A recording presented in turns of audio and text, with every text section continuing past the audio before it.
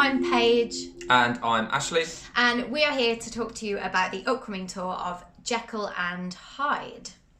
Back in 2017 and 18, Jekyll and Hyde went out with Blackeyed Theatre. It was a brand new adaptation by Nick Lane, and is going back out on tour in September, which will be when all of this lockdown stuff has finished, so you can go and enjoy some theatre again.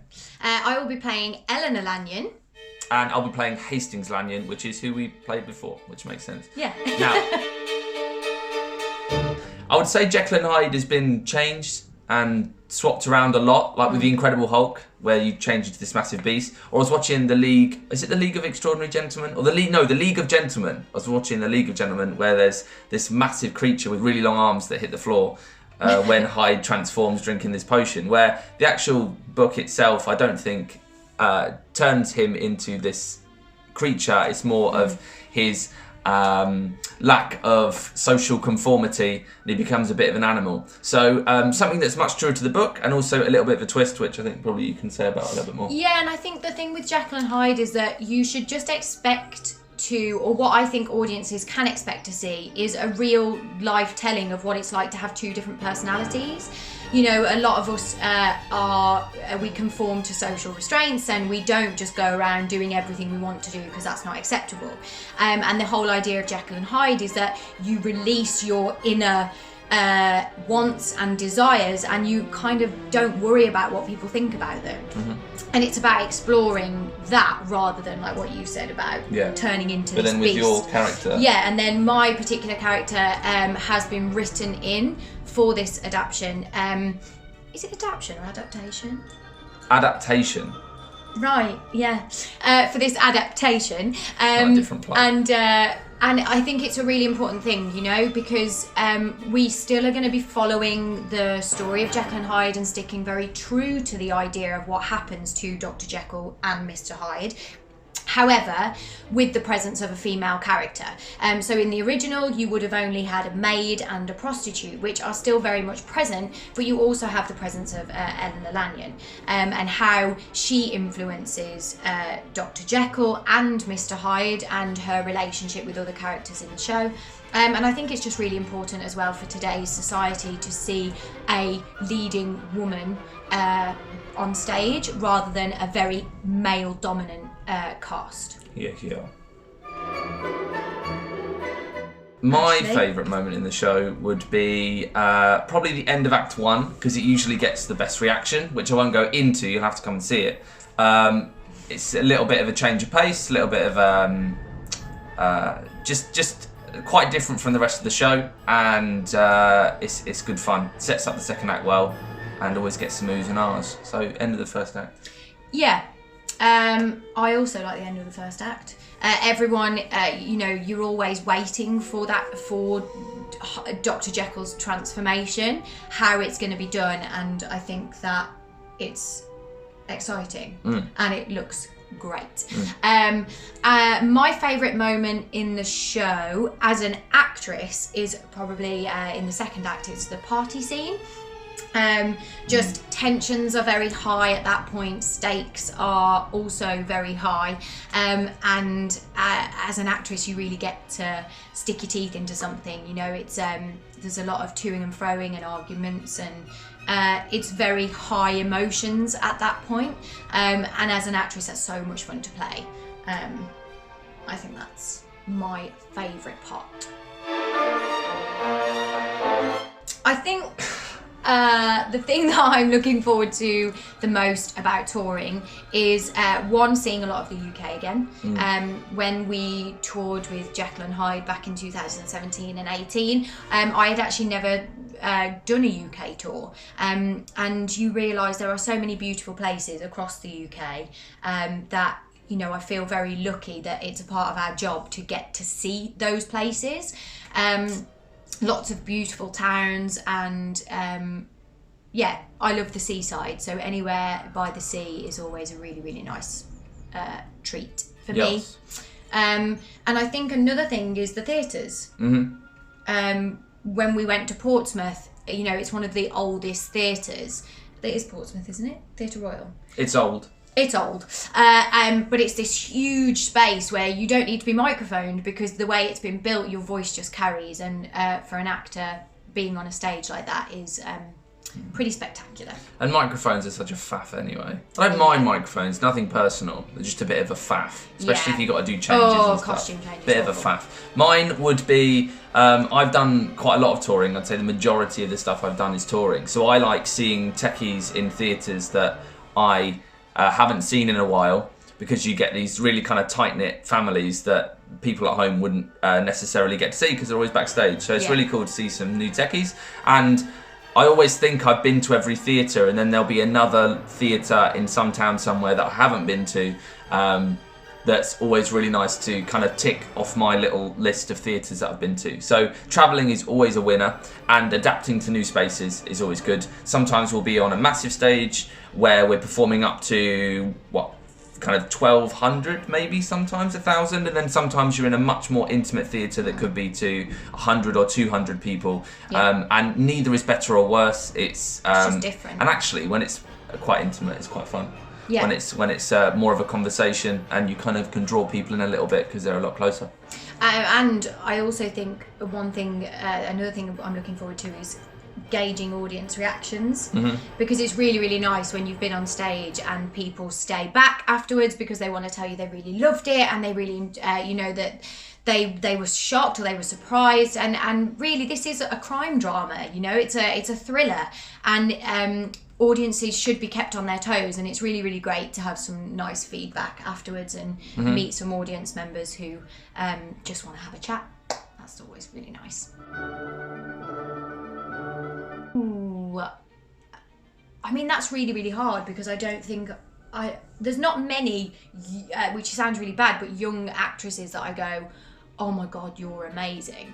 There's lots of great people out there, but when you have that feeling like I have that about Julie Walters, I love her. I think she's phenomenal. She's one of the greats. However, I don't think she could play me in my life unless it was about my life in 50 years time. She's also from Birmingham, and I'm from Birmingham, so I love her. I would probably say Jodie Comer, Killing Eve, which if you haven't watched it, you should watch it because it's great. Also a crime drama, but Jodie Comer's phenomenal, and I would like her to play me because she's great. Okay, good. What about you? You look like Seth Rogen. Yeah. Well. Or Jonah Hill. Is it my answer? I'm ever so sorry. Norman Wisdom. Next question. I think being positive during the lockdown can at times be very difficult. This is something nobody's used to, being confined to just your flat or your house, only being able to go out once a day, not seeing friends and family. And I think something that keeps me positive is knowing that when this is all over, I'm going to get to be with my friends and my family, which is something that, not that I've necessarily taken for granted, but it's something I never ever thought I would be without. And so getting to go to a pub or have drinks with friends, or getting to hug my niece and my nephew, I think all those things keep me positive, is knowing that when this is over, I have a greater appreciation for those kind of things.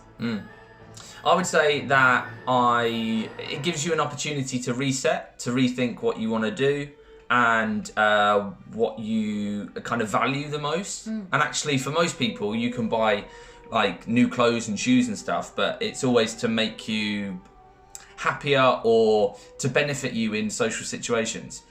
So I look forward to seeing friends and family the same. And as corny as it sounds, because I know we're doing a video about the show, I'm actually really looking forward to having something to go into when all this is done. Yeah. I've got so many friends at the moment, like all of us, who have lost jobs, really lovely theatre jobs, screen and everything like that. And actually, this is going to sit really lovely and be a really positive thing. And I hope everyone can come to the theatre and will kind of it will revitalise their love for live theatre, so you can come and see us and we shall be revitalised, and it shall be a theatre of revitalising. Yeah, I think that's really important. And if you are feeling negative or down, then you should make a list of all the things that you want to do when the lockdown has ended. I know we were talking about some stuff a couple of days ago about things that, you know, we want to do now that the lockdown's ended that maybe we wouldn't have done before. I want to go to Belgium. Just make a list of the things that you really, really want to do, and know that at some point you're going to tick those off. Yeah. And if you want a donut, it's all right. Yeah. And if you want to sleep in till 4 p.m, it's all right. When are you going to get this opportunity again? Probably Have never. scones with cream and jam. Scones with cream and cake.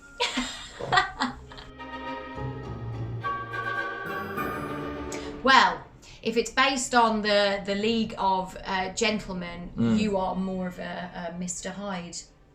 He's absolutely terrifying, and his arms reach the floor. He's like an oversized orangutan. Yeah, he wasn't.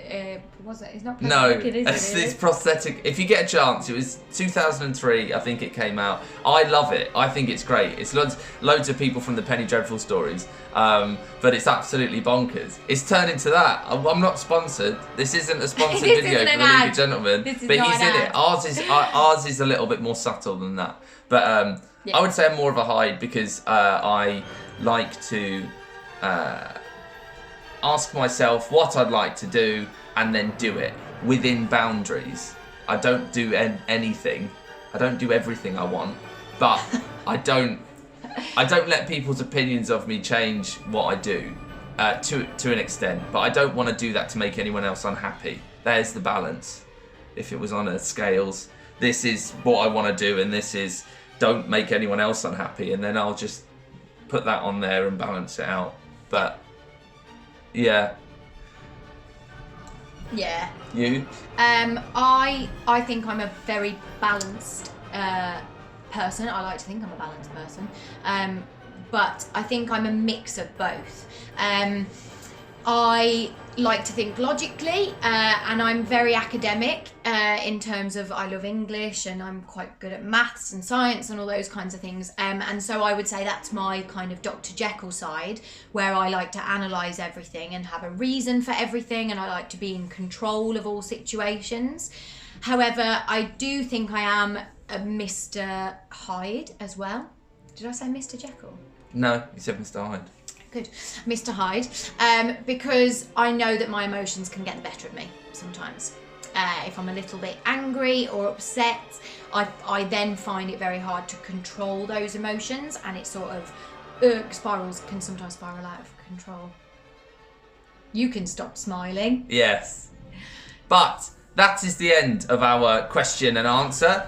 If you've got any questions, keep them to yourself, because I don't think it's a two-way thing. But maybe you could come and see the show and ask us after the show. That would be good. Yes, we are really excited to be going back out on tour, so we really, really hope to see you there at many theatres across the UK. Please don't be afraid to come and say hi after the show and tell us what you think, unless...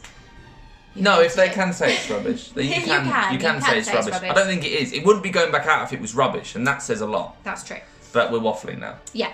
But yes, very excited to see you all, and book your tickets. Goodbye. Goodbye!